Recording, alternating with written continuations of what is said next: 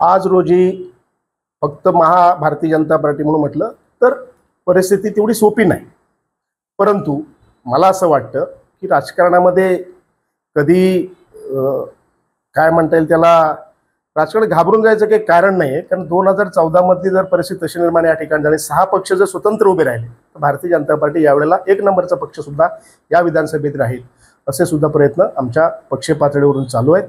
आमचे नेते कोकणचे आदरणीय रवींद्रजी चव्हाण साहेब यांनी या पद्धतीची पूर्ण रणनीती आखलेली आहे. प्रत्येक पक्ष आपापल्या दावेदारी सांगतोय, आपण प्रमुख दावेदारांमध्ये सुद्धा आपण आहात, आपण ही मागणी करताय. नेमकी कशी राजकीय परिस्थिती राहिली आणि तुम्ही या मुद्द्यापर्यंत पोहोचलाय? येणाऱ्या विधानसभा निवडणुकीला महाराष्ट्रामध्ये महायुती म्हणून सामोरं जाण्याचा निर्णय झालेला आहे, परंतु राजकारणामध्ये कोणतीही परिस्थिती ही कायम राहत नाही. अशीच परिस्थिती 2014 मध्ये होती. 2024 साली जर अशी स्थिती निर्माण झाली तर भारतीय जनता पक्ष 288 विधानसभा जागांवर उमेदवार उभा करण्याचा निर्णय होणार. आणि अशा स्थितीमध्ये भारतीय जनता पार्टी हा तयार असणारा, म्हणजे कार्यकर्त्यांचा बेस असणारा पक्ष आहे. आणि म्हणून या ठिकाणी भारतीय जनता पार्टीच्या माध्यमातून आम्ही उमेदवारीवर दावा केलेला आहे.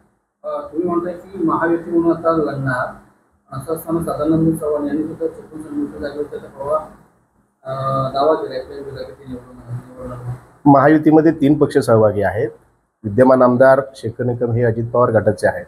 सदानंद चव्हाण साहेब हे माजी आमदार आहेत, त्यांचाही पक्ष, आणि भारतीय जनता पार्टी हा सुद्धा या महायुतीमधला मोठा पक्ष आहे.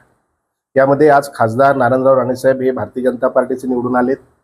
त्याच्यानंतर आमचे डावखरेजी हे या ठिकाणी आता कोकणामधून भारतीय जनता पार्टीच्या चिन्हावर निवडून आलेत.